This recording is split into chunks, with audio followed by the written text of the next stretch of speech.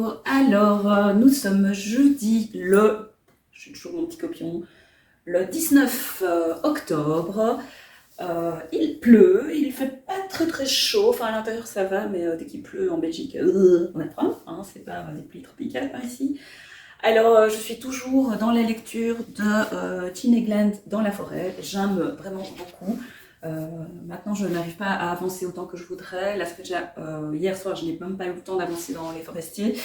Donc voilà, je suis un peu sous pression au niveau de mes lectures. Et hier en plus le facteur a sonné et m'a apporté 2 nouveaux livres parce que je n'en avais évidemment pas assez. Alors évidemment je suis méga contente de recevoir ces livres, ça c'est clair. Donc le premier qui est arrivé, je savais qu'il allait arriver parce que ça avait été annoncé et c'est dans le cadre de mon partenariat de Flamboyant avec les éditions Faubourg Marigny et donc c'est le dernier roman Faubourg Marigny pour l'année 2023. Il s'agit de la seconde vie de Myriel West de Amanda Shenandor. Skenandor, pardon, j'avais oublié le cas, donc qui sort le 31 octobre. Et c'est le deuxième roman pour l'année 2023 que les éditions Faubourg Marigny publient de cette autrice, puisque, si mes souvenirs sont bons, au mois de janvier, il y avait déjà eu, pour l'honneur de tous les miens, qui était vraiment très bien, et qui parlait de la condition amérindienne aux États-Unis à la fin du 19e siècle, début 20e, si mes souvenirs sont bons. Alors ici, je découvre en même temps que vous la 4e de couverture, donc je vous la partage. Alors pour Myriel West, une mondaine des années 1920, mariée à une star de cinéma muet, les apparences sont d'une extrême importance et elle fait tout pour rendre sa vie enivrante et oublier les difficultés. Champagne, contrebande, soirée de l'âge d'or d'Hollywood.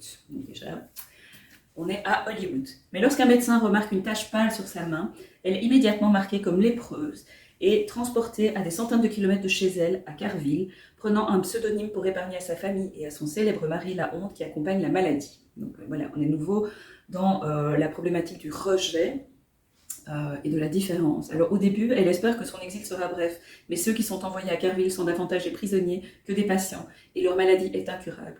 Myriel sait que pour résister et ne pas se laisser aller au désespoir, elle doit trouver un but entre ces murs, faire confiance aux autres malades et lutter pour redéfinir son estime de soi tout en combattant un destin non choisi. Donc c'est effectivement un programme très lourd qui nous attend ici quand même. Hein. C'est un sujet très fort, atypique de nouveau, et donc ça il faut quand même souligner que chez Faubourg Marigny, Lauriane a un talent quand même pour dénicher des romans avec des thèmes qui sont peu évoqués dans la littérature, ou en tout cas dans la littérature plus romancée, parce que c'est quand même romancé les romans de Faubourg Marigny, c'est du bon roman. Alors donc ici mettent une histoire enivrante de résilience et de répulsion durant les années folles, lorsque le monde glamour de la femme d'une star du cinéma muet s'effondre brusquement alors qu'elle est mise en quarantaine de force dans la seule colonie de lépreux des États-Unis. Donc voilà, je ne sais pas quand je vais le lire.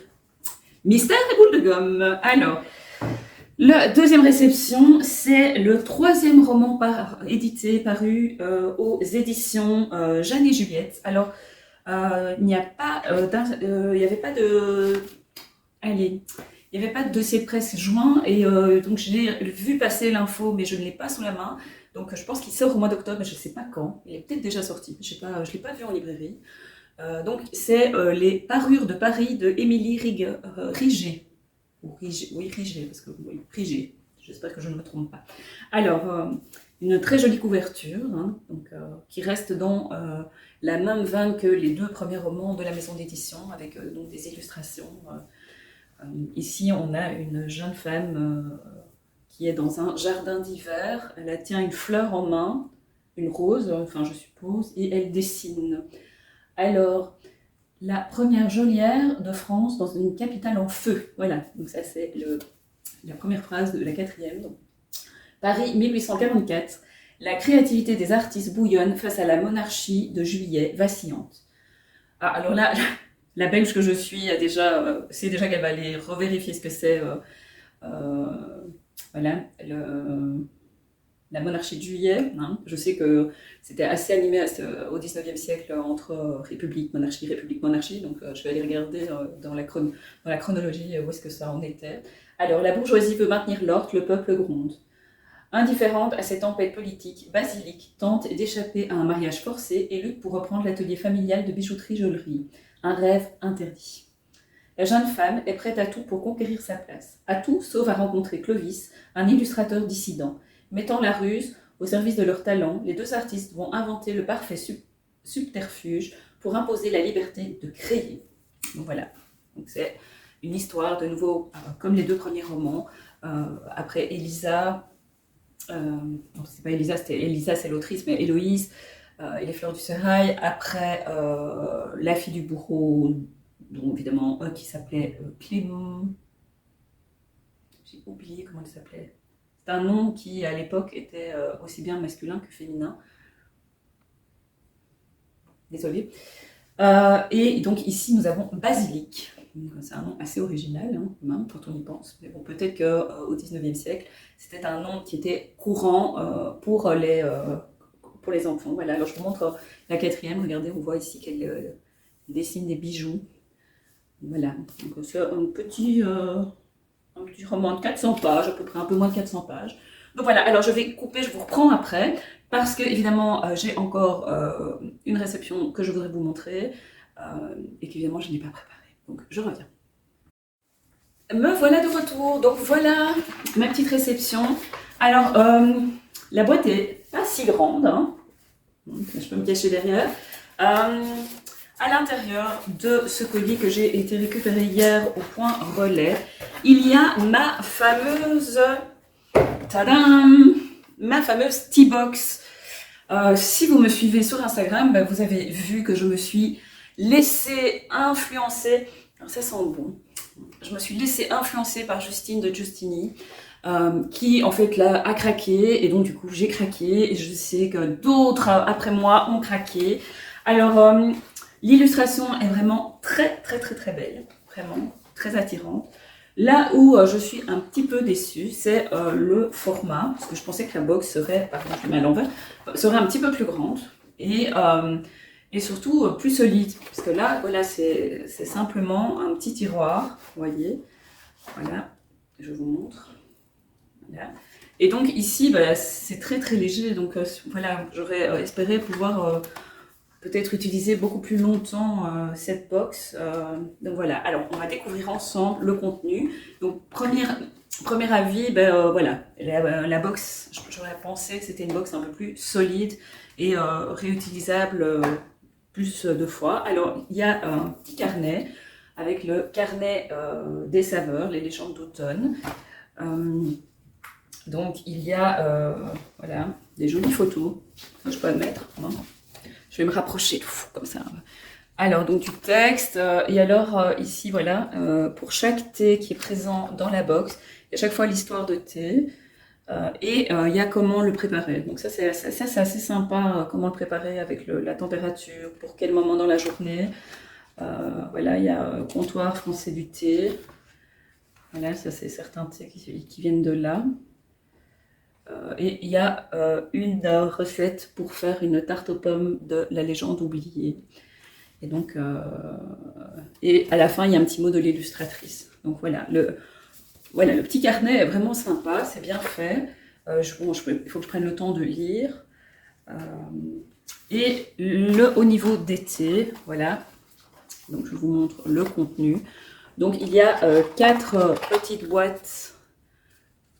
Voilà, ici c'est pomme enchantée. Voilà, ça sent effectivement la pomme. Il y a thé des souvenirs. Il y a Genmai Harmonie. Et il y a délicatesse étoilée par Nina Métayer. Donc voilà, et ça c'est de nouveau le comptoir français du thé. Donc voilà, donc ça c'est des petites portions de... il n'y a pas mis le grammage. Voilà, sur celui-ci il n'y a rien mis. Par contre sur les autres petites boîtes, il y a à chaque fois aussi les indications pour la préparation. Et puis il y a je dépose, ce sera plus facile,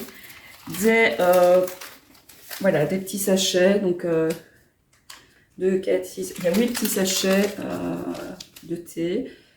Donc ici c'est vanille chantilly. Voilà. Source des coccinelles bio, infusion de fruits. Il faudrait que je regarde ce qu'il y a dedans dans le petit carnet, je sens pas. Moi j'ai toujours besoin de sentir. Connivence, thé vert, fruits rouges. Laissez votre gourmandise partir en voyage. Le petit message à l'arrière. Et il y a l'Olang caramel beurre salé. Ah oui, effectivement. Une petite odeur de caramel. Donc ça, c'est les 4 petits sachets. Les quatre sortes de thé différents sous forme de sachet. Et alors, il y a donc dans les petites boîtes, j'ouvre. J'espère que je ne vais pas tout faire tomber. Oui, c'est pas emballé, donc c'est directement, c'est pas sous vide. Et donc ici, il y a du chocolat là-dedans. Thé noir, noisette et spéculoos. Ça, non, ça, ça sent bon. Je pourrais me laisser tenter pour celui-là. Parce que quand c'est chocolat, moi je suis pas fan du tout au niveau des thés. C'est pas facile à ouvrir ni à refermer. Voilà, alors donc la fameuse pomme enchantée. Pas mal. Un petit goût aussi de biscuit, je trouve. Enfin, en tout cas, une odeur de biscuit. Alors, le Genmai Harmony. Donc, thé vert Genmai Cha du Japon. On va voyager, celui-là. Oh. Et on dirait qu'il y a du popcorn dedans. Regardez. Voilà. Et le dernier, c'est la délicatesse étoilée par Nina Métaillé. Ah, ben voilà, j'avais pas vu au-dessus. Il y a mis sarrasin torréfié et thé. Thé et châtaigne d'Ardèche. L'odeur est spéciale.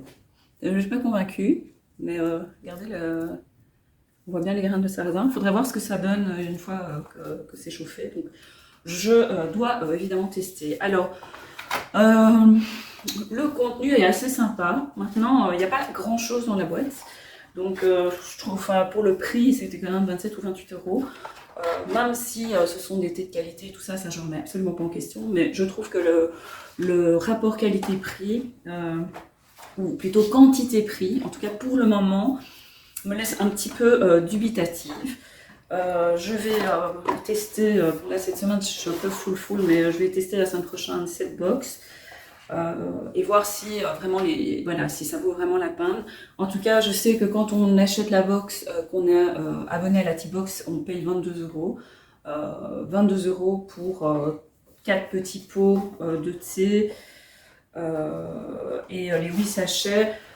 Voilà, je vais pas dire que c'est une arnaque parce que ça c'est pas vrai. Maintenant, je trouve que c'est un petit peu. Il manque des petits trucs en plus. Je sais pas.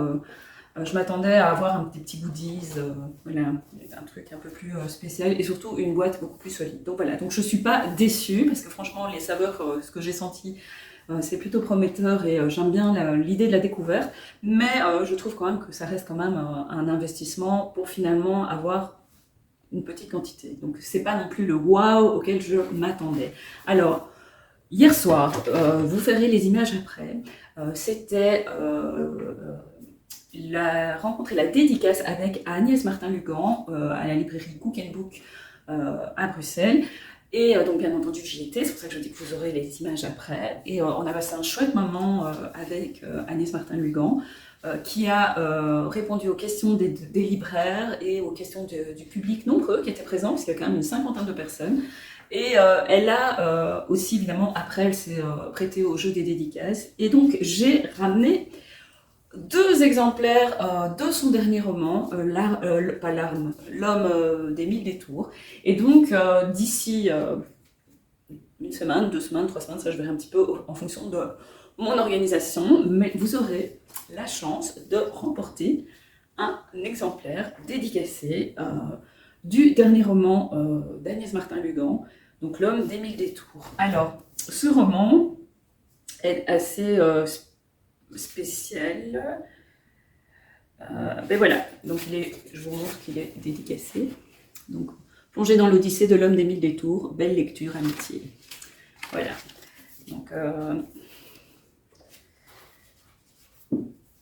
Donc, alors, il est assez spécial pour Agnès Martin-Lugan parce que, en général, Agnès Martin-Lugan nous conte des personnages féminins. Et ici, de ce qu'elle nous a expliqué, en tout cas hier, il semblerait que ce soit plus orienté sur des personnages masculins et sur autant on parle beaucoup de maternité, ici on parle du choix de la paternité.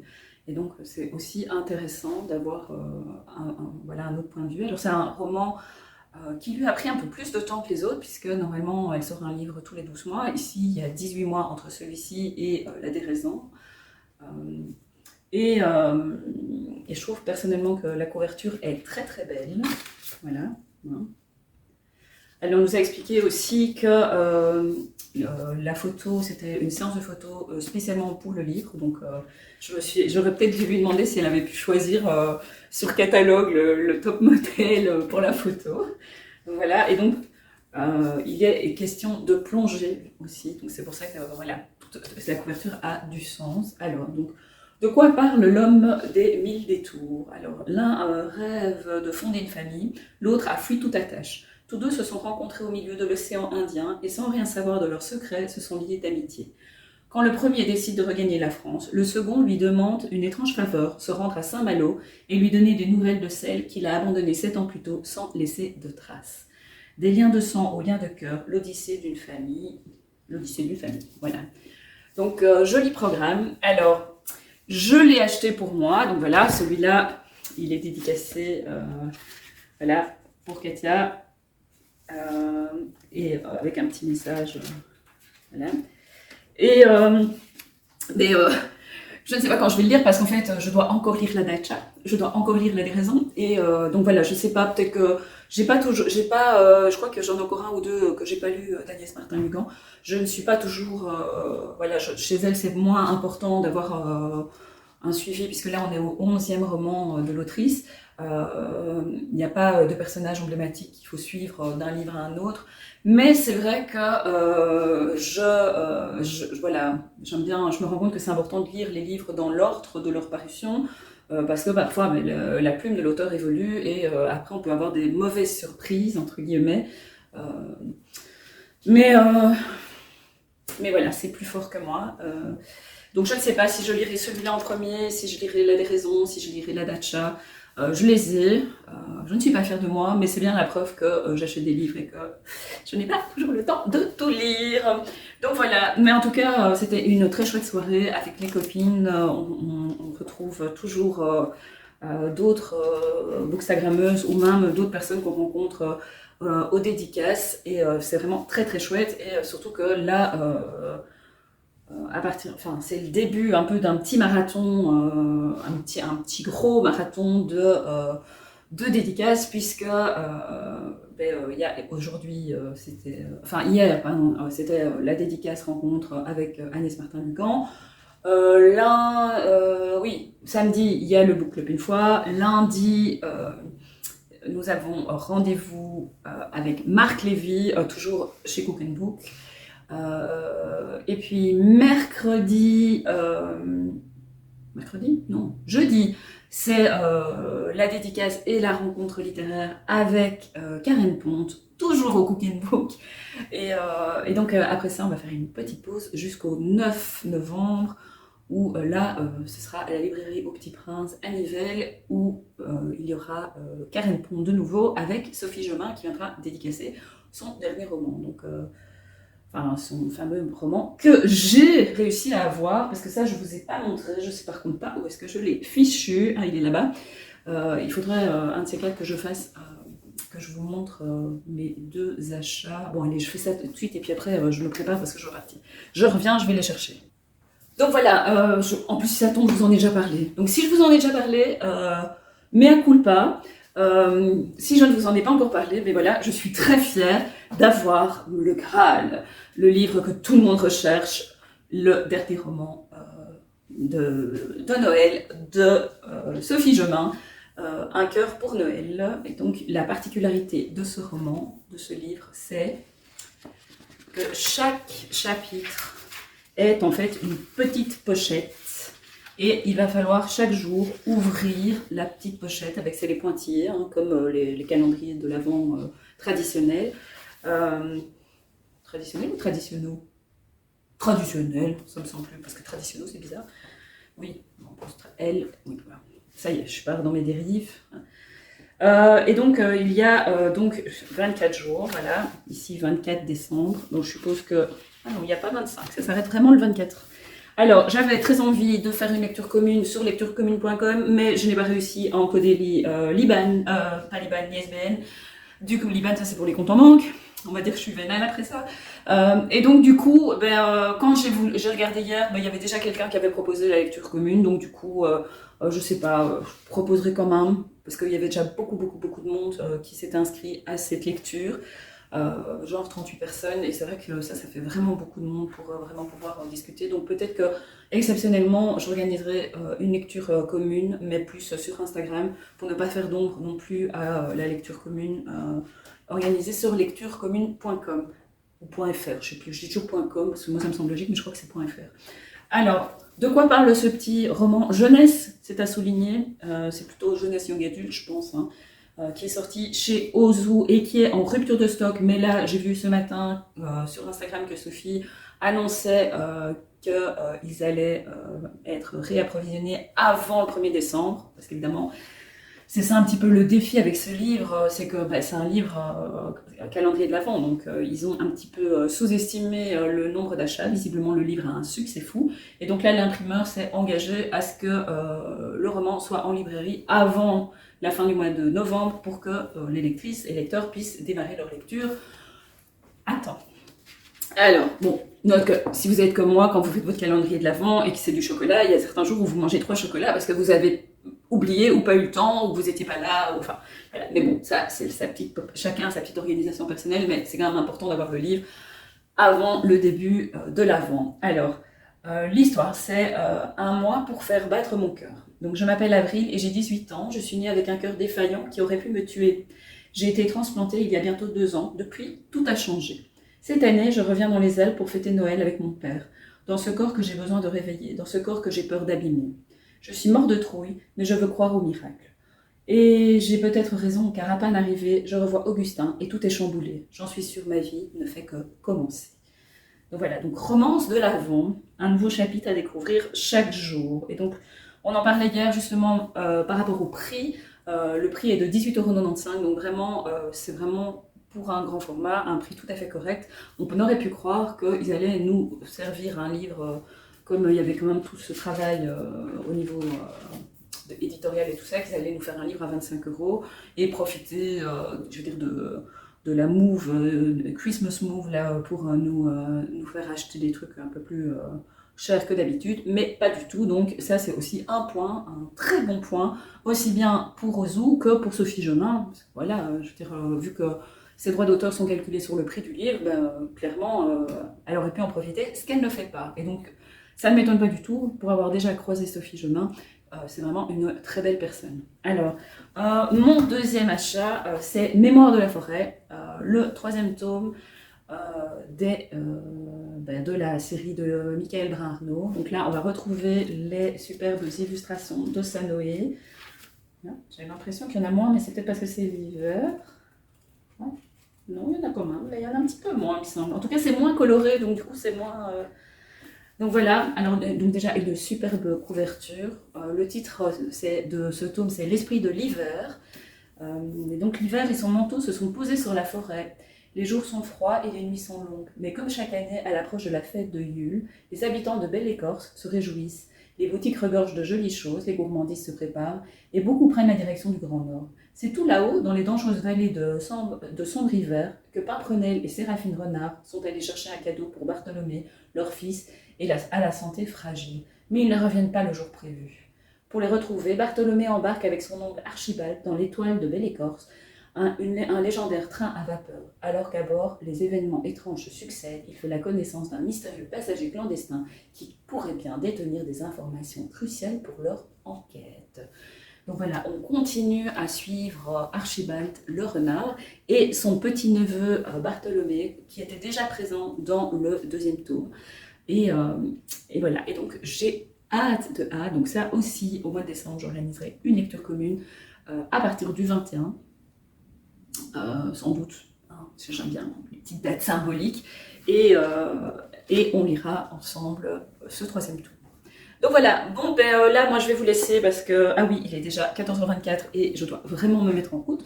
Je vous fais plein de gros bisous et je vous reprends avant la fin du week-end pour vous parler voilà, je sais que samedi il y a des risques que j'achète un ou deux livres et puis peut-être pour essayer de clôturer ce vlog parce que je pense qu'il est déjà assez long. Donc voilà, à plus tard.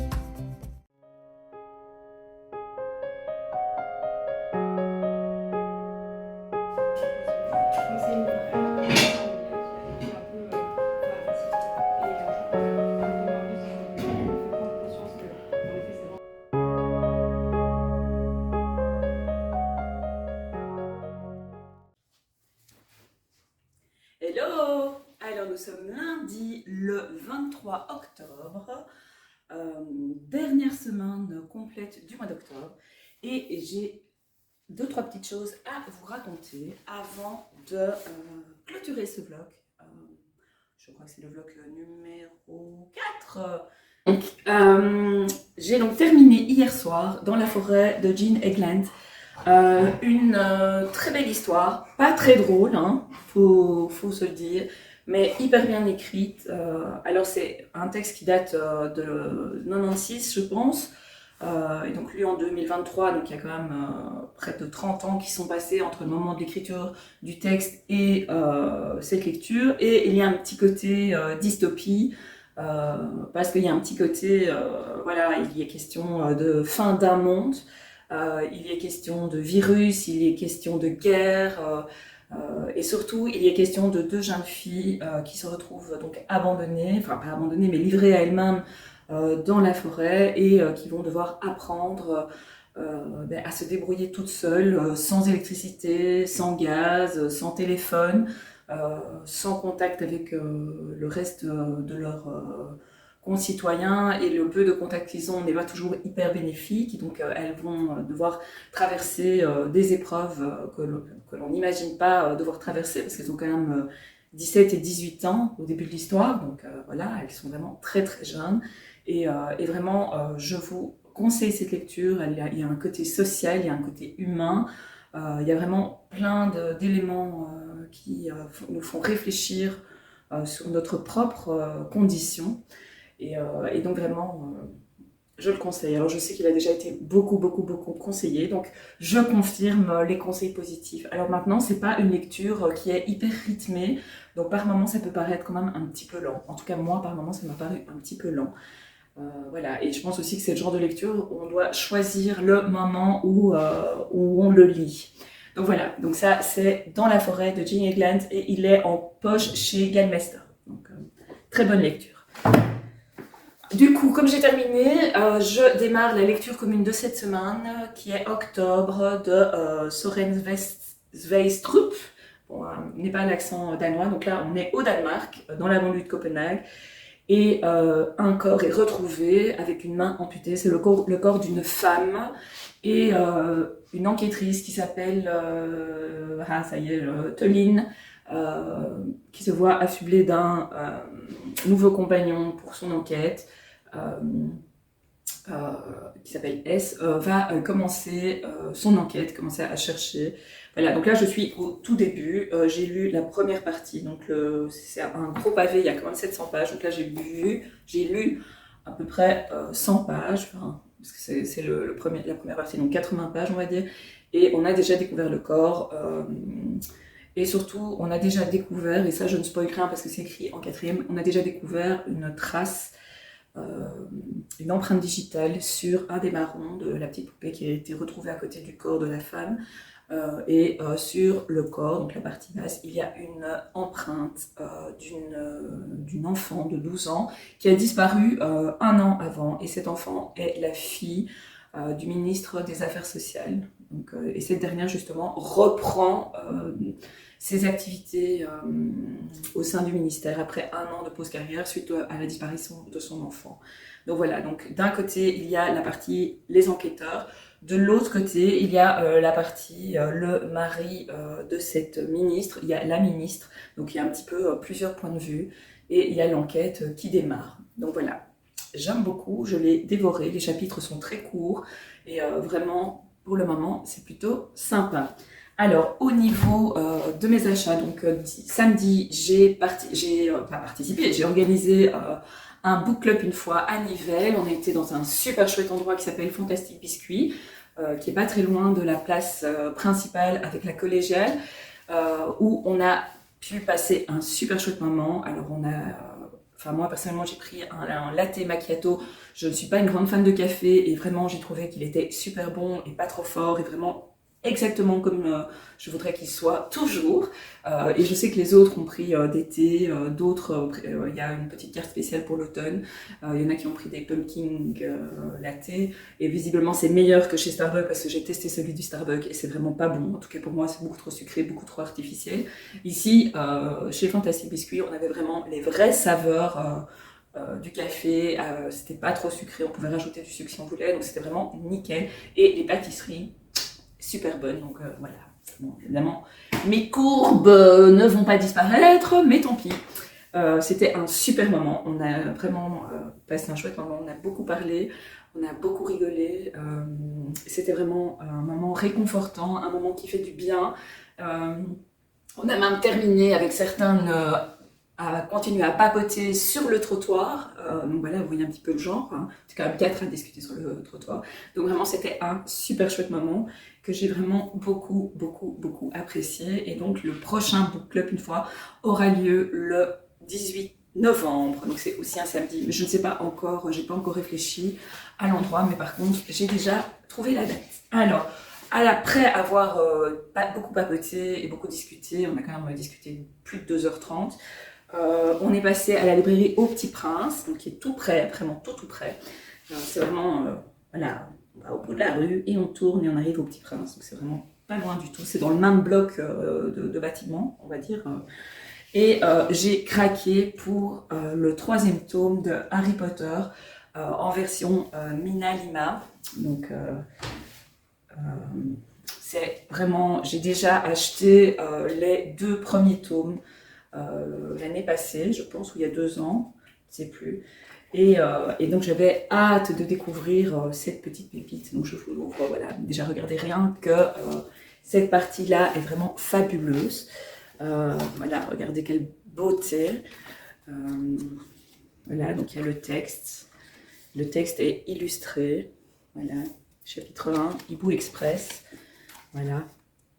Je vous montre quelques pages, je vous montre pas tout. Donc voilà.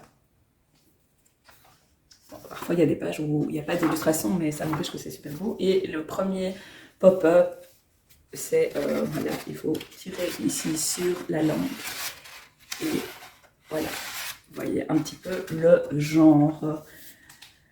Donc voilà, je suis vraiment super contente de l'avoir découvert, enfin de l'avoir acheté. Alors c'est quand même un petit prix parce que c'est quand même 40 €. Maintenant, bon ben voilà, c'est Harry Potter et quand je vois que je suis ici, vous avez ma collection des anciens Harry Potter. Je n'avais que le premier, donc j'ai acheté sur Vinted les suivants. Il me manque le 3. Mais ça monte jusqu'à 90 € sur Vinted pour le tome 3. Donc voilà, et ici, ben, il y en a pour plus de 100 € d'achat de livres. Donc quand je vends des livres sur Vinted, en général, je capitalise pour pouvoir m'acheter un de ces tomes. Donc les autres ont été assez faciles à trouver, finalement. Il y en a juste un que j'avais déjà acheté avant. Je pense que c'est Les Reliques de la Mort. Mais voilà, donc c'est donc 40 €, je me dis, au moins celui-là, il est nouveau, c'est pas un vieux bazar qui date d'il y a 20 ans, quoi. Donc, aussi pas plus. Donc voilà, donc mon petit plaisir à moi, je vous montre ici, là, le premier. Et, parce que ils sont en représentation chez moi, donc je les mets, voilà. Et donc le deuxième, donc voilà, là maintenant, je les ai tous, regardez comme c'est beau. Donc voilà, ça c'est ma petite folie. Alors j'ai aussi acheté un livre scolaire pour Lucie, Read with Lux. Et elle a reçu 2 livres en plus pour son butin. Hein, parce que je ne sais pas dire non. Voilà, alors ce matin, j'ai fait une réception Casterman de Hansel et Gretel. Voilà. Un livre que j'ai choisi parce que il a vraiment une superbe couverture et que j'ai vraiment beaucoup espéré recevoir, voilà, parce que je trouve que les dessins sont un peu décalés, un petit côté, voilà, ça c'est celui de la couverture. Donc c'est une réécriture toute simple du conte. Évidemment, je ne l'ai pas encore lu, mais regardez comme c'est beau. Un petit côté Klimt. Voilà, je sais, je suis un peu tordue de vous dire ça, mais moi j'y trouve un petit côté Klimt. Donc il sort le 1er novembre. Donc voilà, donc à partir du 2 novembre dans vos librairies.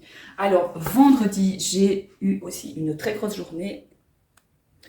J'ai rencontré, grâce à Casterman, Marc Jaloux, qui est le dessinateur, l'illustrateur de certains albums d'Alix, puisque depuis la mort du créateur Jacques Martin, mais il y a déjà quand même quelques années, Casterman fait fonctionner plusieurs équipes, et donc ces équipes écrivent, et il y a un dessinateur, scénariste, ils travaillent ensemble. Donc ça c'est le tout nouveau qui est sorti le 18 octobre et que j'ai lu et qui est vraiment très bien, et l'entretien avec Marc Jaloux était vraiment hyper intéressant.